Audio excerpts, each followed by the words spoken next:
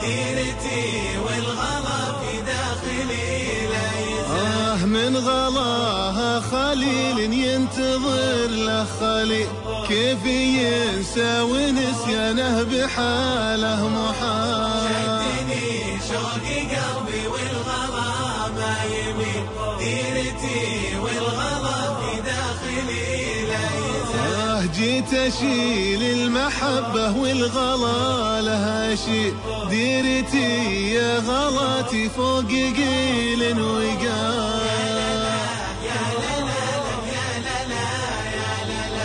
ديرتي والغلا في داخلي لا يزال. هالحنين وجروحي من بعاده حصيد، والصبر في بعاده صاير له مجال. شدني شوقي قلبي والغلا ما يميل، ديرتي والغلا في داخلي لا يزال. بسم الله الرحمن الرحيم، والحمد لله رب العالمين، والصلاة والسلام على سيد الأنبياء والمرسلين سيدنا محمد وعلى آله وصحبه أجمعين. أحبتي في الله مستمعي ومستمعاتي إذاعة UFM، السلام عليكم ورحمة الله وبركاته، وأهلا ومرحبا بكم معنا في حلقة خاصة بعنوان استوديو الوطن.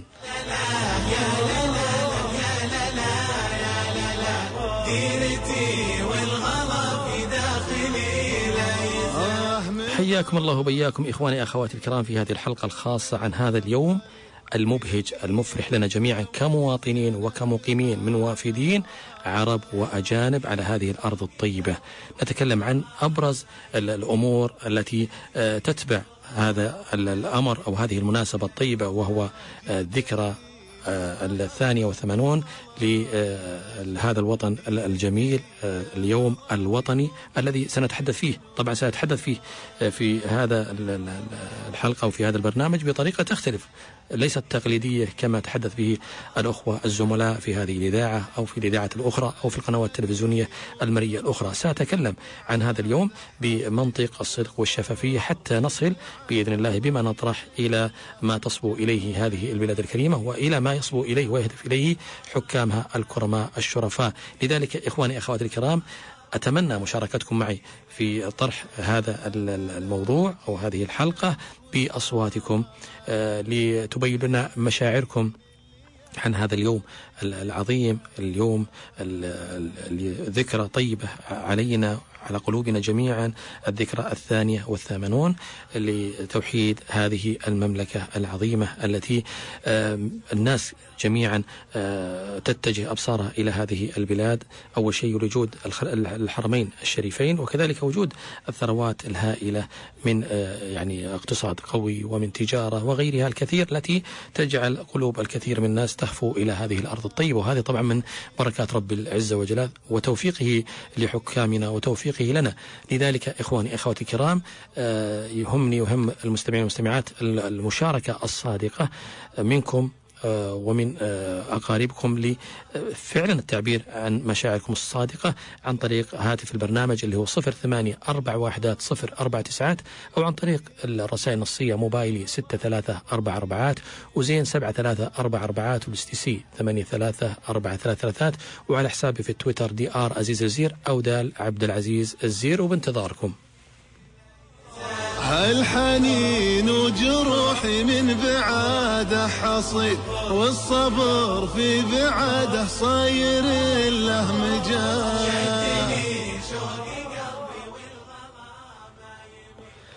كل عام يا أخواني يمر على هذه البلاد في ذكرى اليوم الوطني له يثبت الشعب السعودي للعالم كله أنه شعب وفي ومحب لبلده وقادته، من خلال ما يجد الجميع من قمة التلاحم بينه وبين قيادته النابع من قول الله تعالى: يا أيها الذين آمنوا أطيعوا الله وأطيعوا الرسول وأولي الأمر منكم، فإن تنازعتم في شيء فردوه إلى الله والرسول إن كنتم تؤمنون بالله واليوم الآخر، ذلك خير وأحسن تأويلا.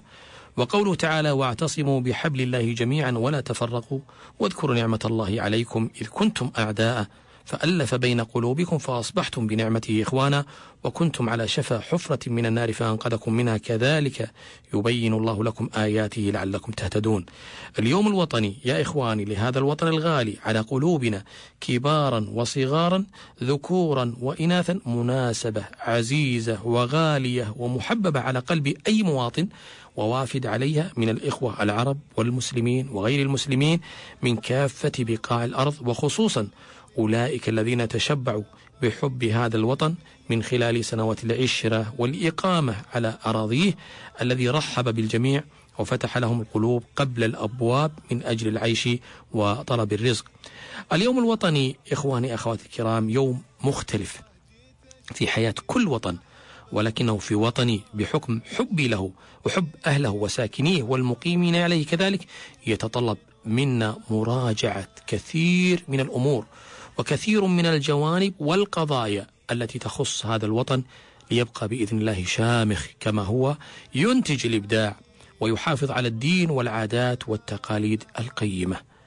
الاحتفال باليوم الوطني خاصة في هذا الوقت، خلوكم معي يا جماعة الخير، الاحتفال باليوم الوطني خاصة في هذا الوقت وفي ظل هذه الظروف والأحداث الراهنة التي تمر بها الكثير من الدول العربية القريبة وغير القريبة، العربية وغير العربية، يتطلب منا اليوم أن نبحث عن احتفال مختلف يتناسب مع مبادئ ديننا الحنيف وعاداتنا وتقاليدنا المتوافقة مع الدين الإسلامي الكريم، وأن نقدم فرحة مختلفة عن كل سابقاتها وبما يستحقه هذا الوطن منا كأبناء له. هو عهد وميثاق عظيم وإرث كبير من آبائنا وأجدادنا رحمهم الله جميعا. في هذا اليوم على وجه الخصوص وفي هذه المناسبة الكريمة نستذكر قبل كل شيء الرجل الأول الذي أسس ووحد بعد توفيق الله سبحانه وتعالى هذا الوطن الغالي، وهو الملك عبد العزيز بن عبد الرحمن آل سعود رحمه الله وطيب الله ثراه. هذا الموحد الذي مضى اليوم على وفاته 60 عاما ولا زال هذا الوطن وسيبقى كذلك مدينا له بالفضل الأول بعد توفيق الله سبحانه وتعالى وفضله في توحيد هذه البلاد وما وصلت إليه اليوم من مجد على كافة المحافل المحلية والإقليمية والدولية وفي كافة المجالات والقضايا التي تهم المسلمين في كل بقاع الأرض. اليوم الوطني إخواني أخواتي الكرام ولاة أمري أيها المسؤولون يتطلب منا كمسؤولين ومواطنين ومقيمين أن يكون احتفالنا به احتفالا مختلفا يليق بهذه المناسبة وفرحة مغايرة عن كل ما سبق في السنوات الماضية، بحكم أننا اليوم في زمن مختلف وفي ظروف مختلفة تتطلب أن نقدم جميعا صورة، اسمعوني، صورة إيجابية تعكس صورة ووجه كل مواطن ومسؤول ومقيم على أرض هذه المملكة. اليوم الوطني يحتاج منا إلى احتفال وفرحة بعيدة كل البعد عن بعض ما يحدث في الشوارع للأسف الشديد، وهذه مشكلة ومصيبة. شوارع فيها رقص واستهبال وقلة حياة واستخفاف دم من قبل بعض المراهقين. شيء يا جماعة الخير أحيانا يحز في الخاطر، نبغى فرحة، نبغى شيء يوسع صدورنا، لكن تنقلب هذه الفرحة إلى نكد. فاصل صغير وبنرجع لكم بإذن الله.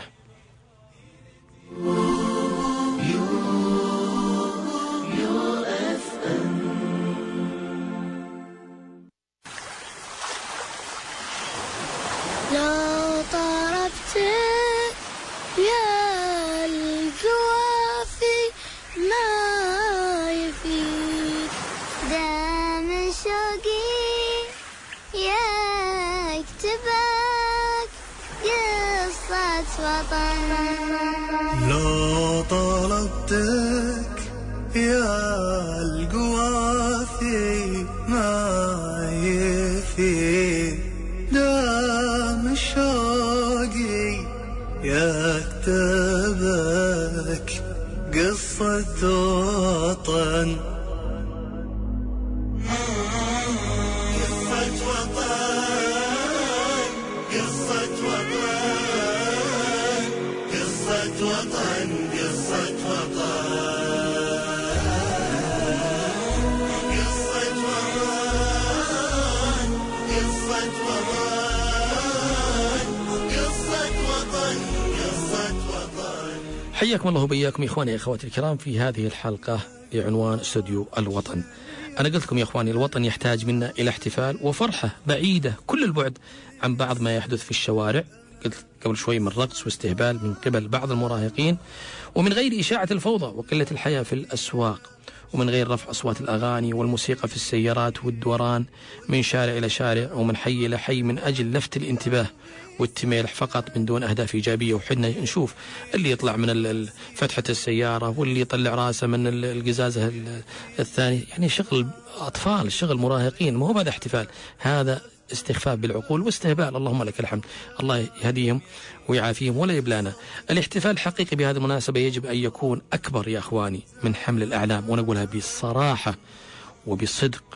الاحتفال الحقيقي بهذه المناسبة يجب أن يكون أكبر من شيلة الأعلام ولبس الشالات ووضع الألوان الخضراء على الوجوه والسيارات والدوران في الشوارع وإلحاق الأذى بالآخرين في الأسواق وعند الإشارات وفي وسط الشوارع الرئيسية والفرعية، والتضييق على المارة ومضايقة النساء في سياراتهن. وأحيانا يا أخواني زي ما سمعنا العام والعام يجبرون الحرمة أنها تنزل، يجرونها بقوة من السيارة وينزلونها عشان ترقص. حسبنا الله ونعم الوكيل.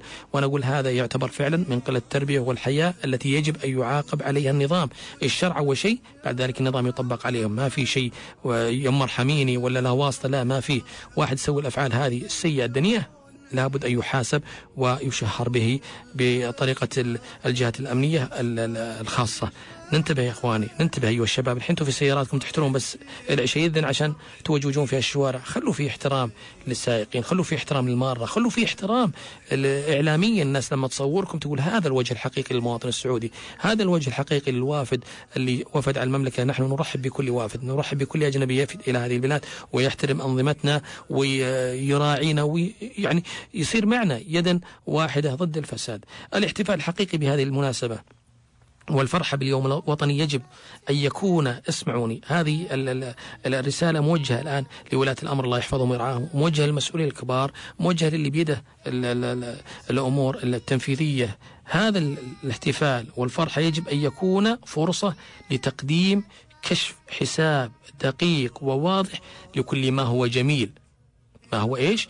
جميل تحقق في عام مضى على عمر الوطن، على أن يعرض هذا الكشف في مختلف وسائل الإعلام المتعددة لكي يعلم الجميع أن هناك إنجازات موثقة بالصور والأرقام. حنا لا نريد دائما نقول الفساد وهناك مشكلة وهناك قضية وهناك مصيبة. هناك إنجازات كثيرة في هذه البلاد، لكن لها مناسبات، لها الفرص التي تبرز فيها وتظهر فيها، تظهر في الذكرى بهذا اليوم العز على قلوبنا. في أيام أخرى مناسبات معينة، جوائز معينة، نظهر الإنجازات لهذه البلاد، ما نتخبى.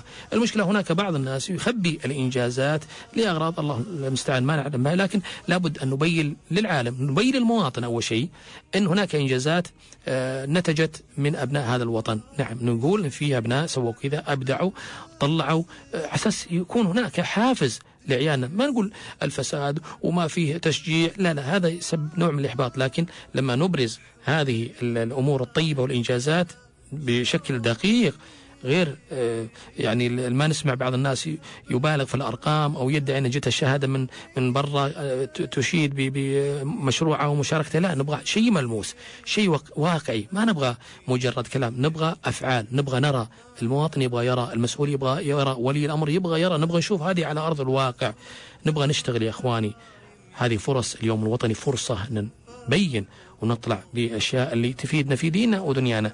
الاحتفال باليوم الوطني يفرض علينا أن نكرم، وهذه ودي أن المسؤولين ينتبهوا لها. في أمور كثيرة أحيانا تضايقنا يا جماعة الخير، احنا ودنا كل سنة نكرم المخلصين. ما في والله بس تجينا جمعية ولا هيئة تكرم مجموعة من الناس بحسب علاقاتها ومعرفتها. لا لا، ما نبغى. احنا نبغى نكرم المخلصين والأوفياء والمبدعين والناجحين خلال عام مضى، ممن قدموا، اسمعوا، أعمالا خالدة وناجحة وإنجازات في كل المجالات وفي كل المواقع على مدى عام، سواء من كان منهم على قيد الحياة أو من توفاهم الله.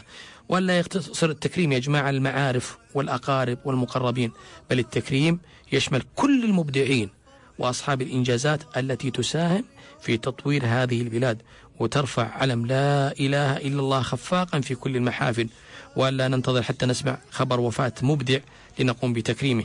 فما الفائدة؟ أيها اللي أشرت بهذا الأمر، ما الفائدة من هذا التكريم الميت؟ لأنه ما له إلا عمله اللي سواه في الآخرة، إن خير فخير وإن شر فشر. أما أنك تكرمه بعد ما يموت هذه غير منطقية. احنا ما نبغى تكريم للموتى، نبغى التكريم للأحياء. قبل ما يغادرون هذه الدنيا نكرم المبدع في كل مجال مجالات هذه الحياة. فرصة دامنا يعني الحمد لله طيبين وأحياء، نكرم بعضنا البعض. تحفيز اللي يحب ديرته، اللي يحب وطنه، لابد أن يشجع أخاه على فعل الخير. لا يؤمن أحدكم حتى يحب لأخيه المسلم ما يحب لنفسه. لازم يا جماعة الخير في هذه الديرة، نحن مسلمون، نحن أبناء فطرة، لازم نراعي أخونا وقريبنا وجارنا وولد المسلمين، وانت تراعين بنت المسلمين فيما يرضي الله سبحانه وتعالى. أما أن نحط مثلا الجوائز والتكريم لناس مقربين فقط، لا، ما ينفع. هذا يسبب نوع من الإحباط. في ناس عندهم إنجازات كبيرة، أنا أعرف منهم ناس شخصيا مساكين مهمشين، وآخرتها اللي نست إبداعه واللي ترك اختراع لما لقى أحد يشجعه ولا يظهر اسمه ويبرزه. والبعض منهم راح لأمريكا وأوروبا وأبدعوا هناك وخذ رواتب تفوق 100 و200 ألف ريال. فلا بد من احتواء الإبداع والمبدعين في هذه البلاد. نحن نزخر بمبدعين كثر، لكن من يعلق الجرس ويسحب هذا الرجل أو يخرجه إلى الأعلى؟ لا بد أن نتعاون في المجال الإعلامي، في المجال الدعوي، خطب المساجد، في كل مكان لابد أن نبرز دور المبدعين. الاحتفال باليوم الوطني يجب أن نجعل منه فرحة سنوية لتقييم أداء كل وزير. مهمة هذه الأمور. نعم، الاحتفال باليوم الوطني نجعل منه فرحة سنوية لتقييم عمل كل وزير، ليه لا؟ وكل مسؤول وكل موظف عما قدمه لوطنه في عام من منطلق مسؤوليته ووظيفته، ولا نكتفي فقط بالتبريرات التي لا تسمن ولا تغني من جوع. لابد يكون هناك محاسبة. السنة راحت، اليوم الذكرى 82 لهذا الوطن الغالي، نحاسب الوزير الفلاني، نحاسب المسؤول الفلاني، وش سويت، وش حطيت، وش جبت، عشان نعرف وش قدمت وش ما قدمت. الاحتفال باليوم الوطني يجب أن يكون فرصة كبيرة لتكريم وشكر كل من قدم أعمالا وطنية في كل المجالات السياسية والإدارية والاجتماعية والرياضية والفنية والثقافية والأمنية وفي غيرها من المجالات. لا نريد احتفالا فوضويا يزعج الأسر والأهالي والجيران والأقارب ويربك حركة السير بالسيارات والمارة وتشويه صورة المواطن الوطني. لا نريد احتفال يكون هما سنويا على رجال الأمن والمرور ورجال الهيئة لما يسببه البعض من الشباب وربما الفتيات من تصرفات غير مسؤولة ومحسوبة.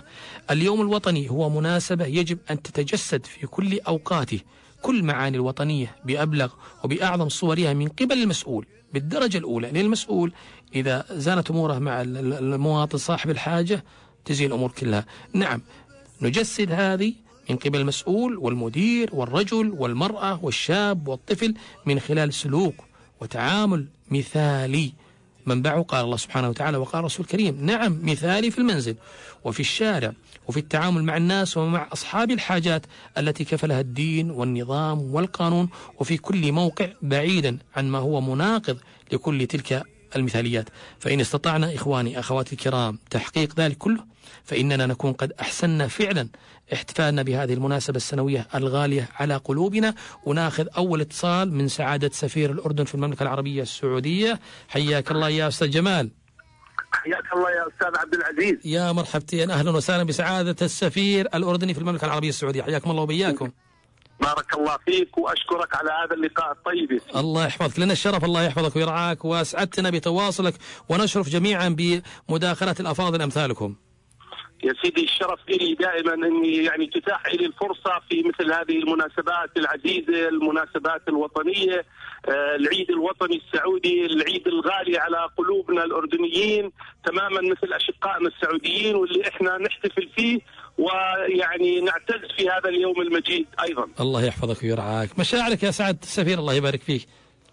تفضل يا سيدي. مع مشاعرك الجياشة بمناسبة هذا اليوم الوطني لهذه البلاد الكريمة. نعم يا سيدي بارك الله فيك. والله أشعر يعني ما يجول في وجداني وخاطري الآن أن أتوجه وأرفع يعني أسمى آيات التبريك والتهاني لسيدي خادم الحرمين الشريفين جلالة الملك عبد الله بن عبد العزيز ملك الإنسانية بالفعل. يعني أيضا بالمناسبة يعني هو جلالة خادم الحرمين يدخل العام السابع في الحكم الآن، وهذه أيضا يعني فرصة للتأكيد على جهوده النبيلة وجهوده السامية دائما من أجل عروبته ومن أجل العالم الإسلامي وما يقدمه إلى يعني البشرية. ففعلا نال باستحقاق لقب ملك الإنسانية. يا سلام عليك. ونحن في الأردن ملكنا يعني أيضا جلالة الملك عبد الله الثاني بن الحسين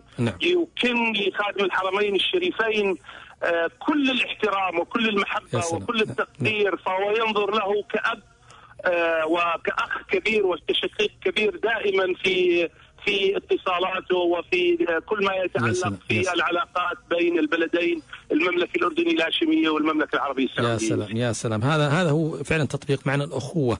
خادم الحرمين الشريفين سعادة السفير عندنا الملك عبد الله بن عبد العزيز الله يحفظه ويرعاه، هو بمثابة الأب والأخ والقريب والصديق، كأنه لما يتكلم كأنه معنا في المجلس من تواضعه من طيبته، لذلك نحس دائما أنه هو الأب الحقيقي لنا، الأب الروحي. وأنا دائما أقول من خلال ما تجينا من رسالة أقول فعلا يعني يحق لنا أن نفخر بخادم الحرمين الشريفين الملك عبد الله بن عبد العزيز الله يطول في عمره، وكذلك يعين نائبه ولي العهد صاحب السمو الملكي الأمير سلمان بن عبد العزيز، وكذلك وزير الداخلية صاحب السمو الملكي الأمير أحمد بن عبد العزيز، الله يحفظهم جميعا ويرعاهم ويجزاك عنا كل خير يا سعادة السفير، الله يحفظك ويرعاك.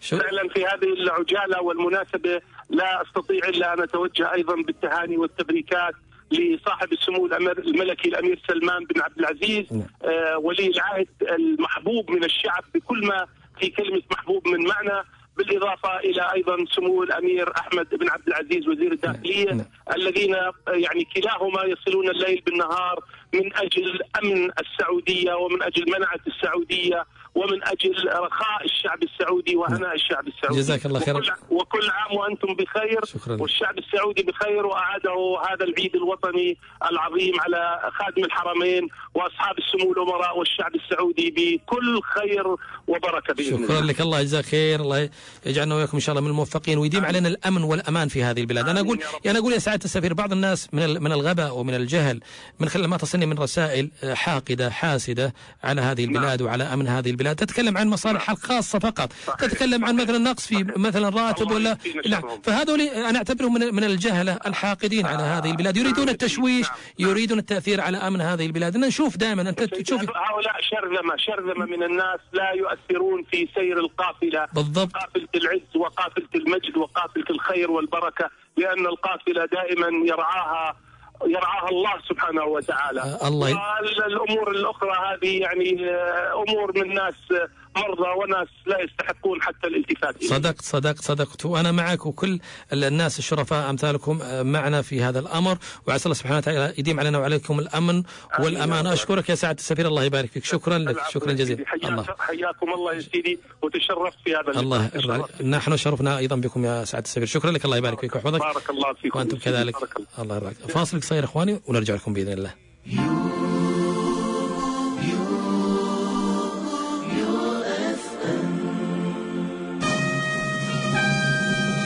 دام عزك يا وطن.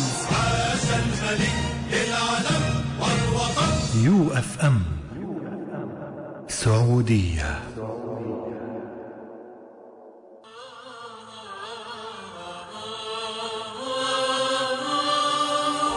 لبى عمرك يا ملكنا، سامي روحنا نطيع يا مليك صارت الدين يا على يدينا ربيع، اطلبوا حنا نلبي ما نبي فزعة شفيع، يا ابو متعب يشهد الله كلنا درع منيع، شايب يطلق عصاه يطلق الصدر الرضيع، كلنا لبيه عبد الله نرددها جميع، لبى عمرك يا ملكنا، سامي روحنا نطيع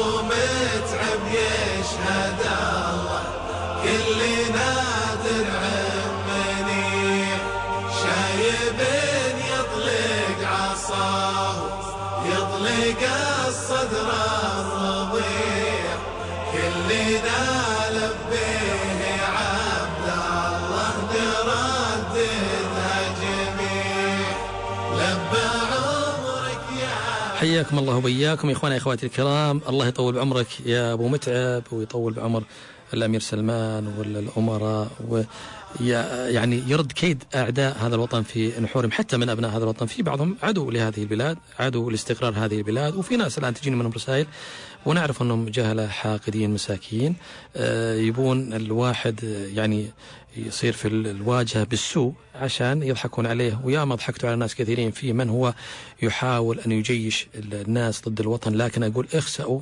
أيها الخاسئون، لا يصح إلا الصحيح. بلدنا الحمد لله بخير ونعمة، عندنا قادتنا الله يحفظهم ويرعاهم ونعيش الأمن والأمان. أنتم تبون تدمرون هذا البلد بالزعزع لأن لكم مصالح دنيئة. أنا متأكد أي واحد يتكلم كلام سيء ضد وطنه هذا ليس بوطني بل منافق ويعتبر من الشراذم الأخساء الذين يعني لو اليد بيدي هذول رميتهم خارج هذا الوطن. لكن الشكوى على الله يعني هذه من المصائب اللي منك وفيك.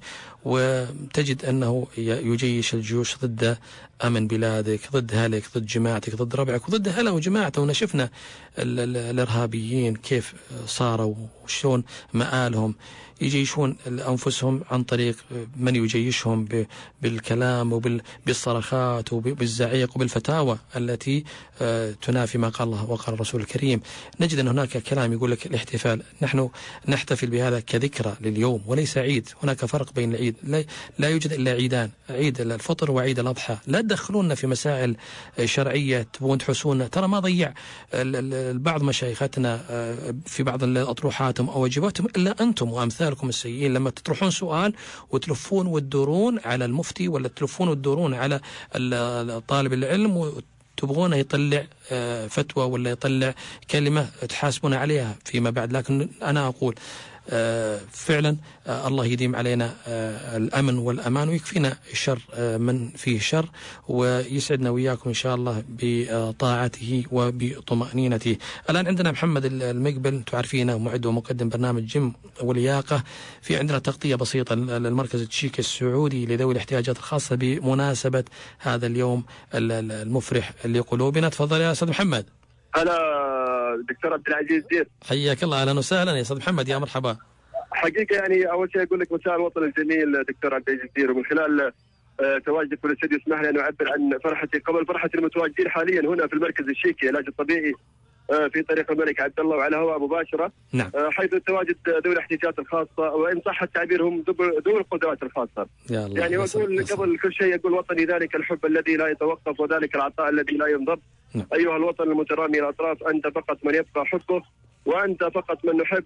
لو تسمح لي دكتور عبد العزيز ان ناخذ بعض اللقاءات من ذوي القدرات الخاصه ليعبروا. يشرفنا الاصوات الصادقه، الاصوات المحبه لهذه البلاد ولحكام هذه البلاد. نعم. اجواء فرحه يا دكتور عبد العزيز. طبعا انا طريق الملك عبد الله شيء جميل جدا في نفس موقع المركز التشيكي العلاج الطبيعي يعني. نعم. ايضا يعني انا ودي اني اقول انه حيعبروا بطريقتهم الخاصه عن حبهم ومشاعرهم لهذا الوطن الغالي حقيقه. وشاهد يعني منهم لوحه فنيه وطنيه لهؤلاء الابطال لهؤلاء العباقره. يعني لو تتذكر دكتور من خلال البرنامج جيم ولياقة كيف كان منبرهم في ذلك الوقت. طبعا يعني اكتشاف للمستمع بان منهم من كان عبقري كنائب العصيمي ومنهم من كانت شاعر كمال وتيس. نعم. ومنهم من رفع علم الوطن في خارج المملكه عبد الرحمن الشعلان. نعم. يعني عندما نتحدث عن هؤلاء بكل تاكيد نحن نتحدث عن عاصفه من القدرات تتحدى العالم بأسلم. يا سلام. إذا سمحت لي يعني أن نأخذ بعض اللقاءات التعبير بطاقته خاصة عبر إذاعة يو إف إم. تفضل. هو المالك للمركز الشيكي العلاج الطبيعي وأيضا هو من ذوي القدرات الخاصة الشيخ الأستاذ سلمان الدعجاني معنا. أول شيء مساء الخير ومساء الوطن الجميل. مساء النور ومساء العياد، وإن شاء الله دائما وطننا بخير وبأمان إن شاء الله. طبعا أنت دائما ما تحتفل سلمان الدعجاني في كل سنة من اليوم الوطني في هذا المركز. أنا شايف ما شاء الله حضور كبير جدا، فرحة أطفال، فرحة ناس من ذوي الاحتياجات الخاصة الأطفال. أنت دائما تحب أنهم يعبروا عن ذلك عبر فرحتهم في اليوم الوطني. احنا في اليوم هذا وفي العديد من الأيام ومناسبات نسرق البسمة عشان نرسمها على وجوه الأطفال المعاقين وغيرهم. غير كذا أنه في اليوم هذا ننمي عندهم حب الوطن، ونعرفهم أن الوطن غالي، وأن ما تلقى مثل ديرتك. بكل تأكيد. أنا أسمع أنك أنت شاعر وعندك قصيدة سلمان، لو أنها من بيتين في إمكانية يعني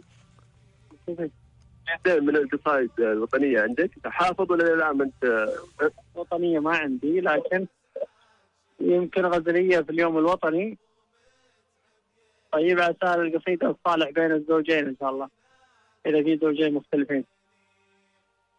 أقول يا دموع العين هلي واكشف المستور، ويا طول القلب يكفي وش بقى فيني، ويا عديد روح خلك خاطرة مكسور، ضمني يا نور عيني لا تخليني، أنت من سافرت عني غاب عني النور، رد لي يا نور عيني النور في عيني، رد لي يا نور عيني والخطا صوفور، رد لي وانصار بسمه بس تكفيني. السلام عليك، صح لسانك سلمان. إذا سمحت يا دكتور بس آخذ طفل إذا في إمكانية، أنا ما أبغى إني ما عاد في متسع عندك من الوقت على ما قالت أخت فوضي. بس أول شيء أنا أقول شكرا لسلمان الدعجاني اللي دائما يزرع البسمة في هذا اليوم الوطني الجميل. شكرا لسلمان الدعجاني. إذا كان عندك أي كلمة أخيرة بس. أبدا، الله يجمعنا على خير إن شاء الله، ويديم العز إن شاء الله بهالديرة بإذن الله. اللهم آمين. من سمع نتعرف عليك؟ طلال. علي صوتك يا طلال. طلال. طيب طلال، أنت اليوم محتفل مع ذوي القدرات الخاصة الجميلة، هذا اليوم الاحتفالي، وش تقول لهذا اليوم الوطني الجميل؟ كيف؟ وش تقول شيء جميل كذا اليوم الوطني؟ حافظ النشيد الوطني؟ نعم. طيب نورة لو في واحد غيره. طيب على كل حال دكتور. نعم تفضل. معليش يبدو ان هذا الطفل شويه ما عليه. عندك ناس ثانيين، عندك ضيوف والله اطفال كثيره حقيقه موجوده هنا، ويعني لو تشوف والله شيء جميل والله يا دكتور، شيء جميل جدا جدا، يعني اجتماع الاهالي مع ذوي القدرات الخاصه مع اهاليهم. يا سلام يا سلام. يعني فعلا اجواء وطنيه بكل ما تحمل الكلمه. انا كان ودي اني اخذ اكثر عدد من الاطفال، لكن الكل يلعب ويمرح فما اقدر اصيدهم. يا سلام يا سلام. الله يعطيك العافيه ويديم علينا ان شاء الله الفرح والسرور يا ارحم الراحمين.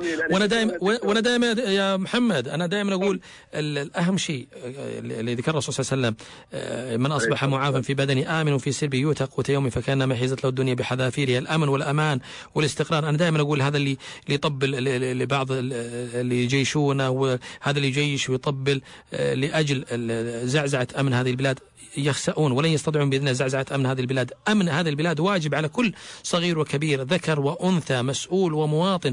لابد أن نحافظ على أمن هذه البلاد حتى نحافظ على أهلنا وعلى أبنائنا وبناتنا وعلى أنفسنا. لكن زي ما قلت بعض الناس يعني يسمع ولا يعي، ما يفكر تفكير صحيح، يفكر تفكير قريب بس من زرار ثوبه. الله يكفينا وياكم إن شاء الله شر من كان شر. كان فخر بالتداخل معك، هذا فخر عظيم جدا. شكرا لك، حفظك الله، الله يبارك فيك. شكرا لك يا أستاذ محمد المقبل.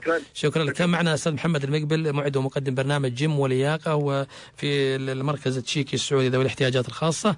شكرا لك يا أستاذ محمد. وناخذ الآن مداخلة للشاعر شاعر الوطن إبراهيم بن عبد الرحمن الزير. تفضل. السلام عليكم. عليكم السلام ورحمة الله وبركاته. حياك الله وبياك. أهلا وسهلا، حياك الله وبياك. الله يرضى عليك. يا مرحبتين، حياك الله. نبارك لأنفسنا، نبارك لأبناء الشعب المملكة. اليوم اللي يعتبر من أيام التاريخ تجدد مع كل عام. الحمد لله الحمد لله. نسأل الله أن الله يديم علينا. آمين يا رب. الأمن والرخاء والمعزة. آمين آمين آمين آمين. وش مشاركتك يا أستاذ إبراهيم؟ أنا سمعت عندك مشاركات وطنية كثيرة، لكن نبغى تنقى لنا واحدة ولا ثنتين من القصائد التي يعني تتوافق مع هذه المناسبة الطيبة. اللي ترون مستعد اللي تبون تعال عمرك. تفضل الله يبارك فيك. وفي هذه المشاركة ولو أنها بسيطة مهما كتبنا، ولكن هي محاولة تجسيد الذكرى. نعم نعم. عندنا وعند الشعب. أقول يسألوني عنك ناس يعشقونك. نعم. ما دروبك في بحر حسنك ولونك، كيف بوصف عن جمالك عن فتونك، تبهرين بكل حين كيف لو مرة يجونك. نعم. بارك قطعت به لفظ الجلالة، نهجك التوحيد يا أفضل الرسالة، شرعك القرآن والحكم بعدالة، الوفاء والطيب بالنبع وأصالة. نعم. كل يوم بوجه أحلى يا كبيرة، ما يهمك كيد من نفس شريرة، كلنا بشبه الجزيرة، كلنا بشبه الجزيرة معتلين بعزمنا صوت وسيرة. اعتليتي بالولا نبض الحوار، فهمك الأديان في علم ووقار، صدقك وطيبك يفيض بها الجوار، كل رأي منك يصنع به قرار. من مهمة لمهمة يا مهمة، رايتك بين الأمم في أعلى قمة، صورتك في أمة الإسلام يمة، لك غلا بعز شعب وأعز أمة، انتصر لك بالعطاء عزك بذاتك، وارتسم بالكون جودك من صفاتك، ما تمنى غيرك الصعبات جاتك، كل شبر غالية ما نفل أصغر حصاتك. يا سلام. تحت راية سيدي سمع وطاعة، نعم. كل شعبك قالها طوع وقناعة، نعم. صف واحد راينا شورى جماعة، حبنا لك يا وطن حسن ومناعة. يا سلام يا سلام. حبك انت يا وطن نبض بوريد، نعم. يوم تجديد الولا لك يوم عيد، نعم. كل شعبك جاي يردد بك نشيد، دام عزك حبك بقلبي يزيد. يا سلام. يحفظك ربي لنا من كل حاسد، آمين. بالدعاء لك بالمنابر والمساجد، يا السعودية وفا والود واعد، يا عسانا كل عام بك نعايد. وسلامة عمر. شكرا لك، الله يسلمك وصح لسانك، بارك الله فيك. شكرا لك يا استاذ ابراهيم، الله يبارك فيك. بس على اساس عندنا ضغط اتصالات ورسائل كثيره، فاسمح لنا. شاكر لكم تشريفكم لي في هالمناسبه الجميله جدا علينا، على جميع الشعب السعودي، الله يديمها علينا وعليكم ان شاء الله بالامن والرخاء ان شاء الله. شكرا لك يا استاذ ابراهيم. كان معنا الاستاذ ابراهيم بن عبد الرحمن الزير شاعر الوطن، والله يديم علينا الامن والامان ويكفينا شر كل حاسد وحاقد علينا شخصيا وعلى البلد وعلى حكامنا، حسبنا الله ونعم الوكيل. وناخذ اتصال الشيخ طراد المرشد ابو مطشر. يا مرحبتين، حياك الله يا شيخ طراد. يا هلا، يا مرحبا. كل عام وانتم بخير وانتم بصحه وسلامه يا شيخ. هذا العيد الوطني، عيد عبد العزيز طيب الله ثراه. نعم. وعيد ابنائه الكرام والشعب السعودي، حنا بنعمه وبخير. اللهم لك الحمد. ولي عهدنا الملك عبد الله بن عبد العزيز طيب الله ثراه واطال عمره. آمين. آمين. آمين. هذا كله بركه وخير. اللهم لك الحمد. والحمد لله رفع رايه السعوديه فوق. الحمد لله. وعيال عبد العزيز كلهم بركه. اللهم وحنا فداهم عند اللزوم. نعم. والحمد لله حنا بخير ونعمه. ولغيرنا تخبط بالدم. نعم. من افعالهم الرديه. نعم. نعم. والله يوفقهم ويرفع رايه الشعب السعودي. امين يا رب. حاليا بين الشعوب والامم. امين. امين.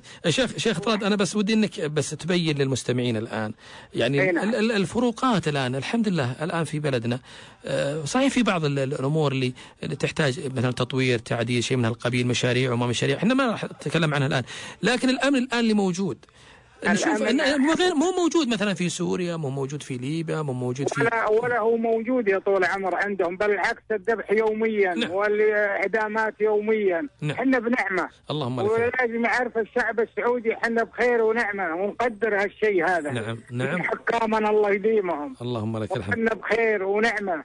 واني اطلب من معازيبنا. نعم. ومن الملك وولي عهده والامير احمد انهم يحلون باقي قضايا قبائلنا ويملكون الأرض اللي حنا فيها، الهجرة الوايلية. نعم. هذا بهاليوم الوطني أدعيهم لحل هالأمر، لأن صار لهم 40 سنة موجودين بهالمكان هذا. خير إن شاء الله. وحنا نشكر الإذاعة والمحطة هذه، دائما هي تمشي بالخير وتطلع الصح. اللهم الله يوفقكم ويوفق معازيبنا يا رب. آمين. ويطولنا بعمر عبد الله اللي رفع اسمنا عالي بين الشعوب والأمم. والله محسودين عليهم. والله نقول محسودين. أنا شوف، أنا دائما أكد على أمر معين يا جماعة الخير. القضايا الفردية تحل إن شاء الله بالمطالبة بالتكرار، لكن حنا الآن بالأمن والأمان، والله إن في نعمة كبيرة، عسى الله يديم علينا وعليكم يا رب. جزاك الله خير. الحين نمشي على كيف يوفقنا وليسير على الثاني ونغلي بعضنا. شعب واحد. اللهم لك الحمد. الله يديم علينا وعليكم ان شاء الله. ما يعرفونها هناك، ما يعرفونها. شوف الجاهل واللي يعني ما حس بلوعة يعني الفرقة، وحس بلوعة والله الصواريخ تجي من كل جهة ولا البنادق ولا يتخبى يمين ويسار، ما يدري، تلقاه يبربر ويتكلم وهو ما يدري، ويرسل رسائل وهو ما يدري، عن جهل وعن غباء. فنسأل الله سبحانه وتعالى ان الله يهديهم. سمحت لي كلمتين بقولها. تفضل. كان الملك خالد بزيارة للوالد الله يرحمه شيخنا كان المرشد. أسلم. ومع عبد الله بن عبد العزيز طول الله عمره الملك حاليا أبونا. آمين. ومتعب بن عبد العزيز. نعم. وجونا ليه جيتوهم يا جماعة؟ احنا شعبهم وبالشمال. نعم. زارونا ملوكنا وحنا منهم ورجالهم. يا سلام يا سلام. والله العظيم ظلوا نكدوا علينا يا ما طلعنا. الله يعين. الله يعين. ما فيهم خير هذول، ما فيهم خير لا لشعبهم ولا للعلم الطيب. نعم. وربي ينصر حكومتنا بجاه الإله. آمين. الله ينصر حكومتنا إن شاء الله، ويرد كيد أعدائهم في نحورهم يا أرحم الراحمين. شكرا. مردودة بإذن الله. شكرا لك يا شيخ طراد، شكرا لك. حفظك الله. وناخذ الآن مداخلة الدكتور ربيع الشريف. تفضل يا دكتور ربيع. السلام عليكم. عليكم السلام ورحمة الله وبركاته. حياك الله وبياك يا هلا وسهلا. الله بالخير ومساك الله بالضوء. في هذا اليوم طبعا اليوم الوطني نستغل والحقيقة نوجه رسالة لجميع الأمة الإسلامية، طبعا الأمة والأمة السعودية، الشعب السعودي. في هذا اليوم الحقيقة نستحضر من كلام المؤسس الملك عبد العزيز بن عبد الرحمن. نعم. رحمة الله عليه وسكنه في الناس. آمين. كان هدفه أول ما يعني دانت له الأمور وكذا في الرياض. نعم. أن يقضي على ثالوث التخلف، الجهل والفقر والمرض. والحمد لله. الحمد لله. احنا الآن ننعم. طبعا هذا المنجز يجب علينا أولا أن نحافظ عليه. نعم. ثانيا أن نستوفي هذه يعني عملية القضاء على هذا الثالوث والتخلف والفقر. هذه عملية ممتدة. نعم. لا تتوقف. نعم. ومجرد ما تتوقف سوف نعاني. نعم. وهذا واجب على كل مواطن أن يعرفه، ويجب علينا أن نرسخ هذا المفهوم. نعم. ويجب أن نستحضر حاجة ثانية. نعمة الأمن والأمان. طبعا أكيد. أنا دائما يا دكتور ربيع دائما أكررها، دائما أقول ترانا في نعمة الأمن والأمان. الأمن يعني مو بينشرى، ما نقدر نشتري بفلوس لا قدر الله وصار شيء، فإن نحافظ عليه الآن بتكاتفنا مع بعض، بمحبتنا البعض، بمحاولة أن أخذ حقوقنا بالطرق الشرعية، بالطرق النظامية، مو والله بالكلام وبالصراخ وبالزعاق وبتجيش الناس. هذه أشياء مرفوضة وأمور مرفوضة تسبب القلاقل والمشاكل والمصايب. أهلنا قبل ولا لا؟ لهنا وجماعتنا وربعنا، وحنا شفنا أمثلة كثيرة ودل على ذلك ما نراه من الإرهابيين ولا لا؟ وشلون يضيع هلا، يفجر بيت فيه أمه وفيه أخته، ويفجر مبنى فيه قريبة فيه جارة. هذه محرمات. أما الاحتفال باليوم الوطني فلا أرى أنها من المحرمات. احتفال بذكرى هذا اليوم لنعيد فيه حساباتنا، كشف حساباتنا للمبدعين وكشف حساباتنا للمقصرين، من وزير إلى مسؤول إلى موظف إلى مدير. هي عملية كشف حسابات، وهذا اللي نبغى نوصل له من خلال برنامجنا الآن اللي هو استوديو الوطن. يعني نحاول أن نوصل الصورة، نوصل يعني ما يجيش في قلوبنا جميعا لولاة أمرنا الله يحفظهم، وللمسؤولين ولأنفسنا أيضا، والناس اللي ما عندهم خلفية واللي علمهم قاصر جدا على ما يقول فلان وفلان من الناس. تفضل يا دكتور ربيع. لا نعم، الحقيقة البعض يمكن يعني يعتقد أنه الأمن هو بنتيجة ثمرة أنك تضخ هالقوات الشوارع. أبدا، الأمر هو ثمرة منجز واستقرار نفسي. بالضبط. لن ما يتحقق الأمن ولا هذا. احنا ما نشوف على شاشات التلفزيون الجيوش منتشرة في كل مكان، ولا استغفر الله العظيم، ولا إرهاب في كل مكان. نعم صدق. لكن ثمرة الاستقرار النفسي، الإنسان إذا وصل إلى مرحلة يقول لن أضيع هذا الاستقرار النفسي واستبدله بهذه حالة عدم الاستقرار والتفجير والقتل فهذا الكلام كله طبعا لما تفكر فيه فهو هذه الأمن ثمرة منجز حضاري. يا سلام. متى ما الإنسان حس أنه في هذا البلد أو في هذا المكان هو آمن على نفسه، نعم. أو أنه مستقر نفسيا، يستطيع أن يشعر بالأمان. يا سلام. يا سلام. الأمن لن يتحقق إلا بإيش؟ بأن الجميع يعترف بهذه الحقيقة، ونحن الحقيقة. نعم. وهذا شيء أعيده لشيء آخر. النظام يعني يجب علينا برضو، وأوجه هذا الحقيقة المسؤولين في وزارة التربية والتعليم. نعم. جماعة الخير، النظام الأساسي للحكم بحاجة إلى شرح جميع مفرداته للطلبة والطالبات حتى في الجامعات. نحن تخرجنا من الجامعات ولم نتعرض لهذا الموضوع. صدقت. لا يوجد عندنا أحزاب، لا يوجد عندنا ما يدعو للفرقة. نعم. نحن نحتكم إلى كتاب الله وسنة رسوله. يا سلام. ترى هذا الدولة الوحيدة في العالم اللي تحتكم بهذا فقط. نعم. جميع الدساتير الموجودة في العالم اطلعت على معظمها كتابيا، القرآن أحد مكوناته إلا المملكة العربية السعودية هو الأساس تحتكم إلى كتاب الله صراحة. علما دكتور، علما أن هناك من يحاول أن يغير هذا الأمر، يغير هذا الدستور، يعني يجعل القوانين الوضعية هي بدل القرآن، لكن لن يستطيع بإذن الله. طيب. والنتائج مدمرة طبعا. النتائج وحتى دعاة المرجفون في الأرض. نعم. دعاة أننا نقحمها وأنه نعيد هذا الكلام كله لا يجي. صدقت. ما دام 82 عام ونحن ننعم ولله الحمد، رغم ما لدينا من نعترف عندنا ملاحظات وعندنا مشاكل في التعليم، قادرين بإذن الله على مواجهة. طيب دكتور، هل كل المجتمعات ما عندها أمريكا، وهي أمريكا اللي مسيطرة على كثير من الدول ومسيطرة على العالم اقتصاديا وعسكريا وسياسيا، عندها مشاكل، عندها الهوملس اللي هم بدون بيوت، وعندها المصايب، وعندها لكل قاعدة شواذ. ما في مجتمع يخلو من هذه الأمراض حتى والمشاكل. حتى في العهد النبوي، أنا بذكر الجهلة من الناس اللي يرسلون رسائل سيئة، حتى في العهد النبوي كان هناك منافقين، كان هناك ملحدين، كان هناك من يكره النبي صلى الله عليه وسلم ولا ويكره دعوته، ومع ذلك صارت هذه الدعوة ولا الفضل منها حتى انتشرت وستنتشر أكثر وأكثر. أن نركز على عملية الأمن والأمان. لو الإنسان ما يمنع نفسه في هذه البلاد ما راح المسجد يصلي ومرتاح، ولا لا يا دكتور ربيع؟ ما راح العمل، وما راح يبحث عن شغل، وما راح ينام في بيته مرتاح حتى لو كان عاطل، ما راح يسوي هذه. أن ما نعم بالضبط.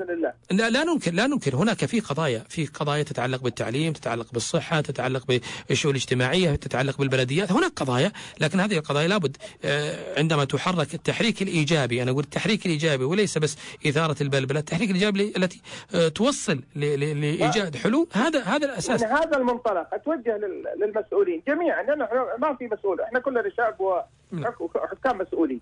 أتوجه دعونا يا جماعة الخير، يعني نتجاوز هالمنغصات. بالضبط. طالما الحمد لله احنا عندنا الحمد لله دولة يعني غنية، وطالما نحن مستقرين امنيا ونفسيا، لماذا لا نتجاوز؟ لماذا هالمنغصات اللي هي في التعليم مثلا، في التوظيف، في الصحة، نتجاوز هالمنغصات، خلي فرحتنا تكتمل. يا سلام عليك. وانا قلت يا دكتور ربيع، انا قلت الاحتفال باليوم الوطني يجب ان نجعل منه فرحه سنويه لتقييم اداء كل وزير وكل مسؤول وكل موظف عما قدمه لوطني. مهمه هذه. وطنك قدم لك 82 سنه او 3 من العطاء ومن التضحيه، انت ماذا قدمت؟ صدقت. هذه عشان كذا احنا نبغى نوصل رسائل.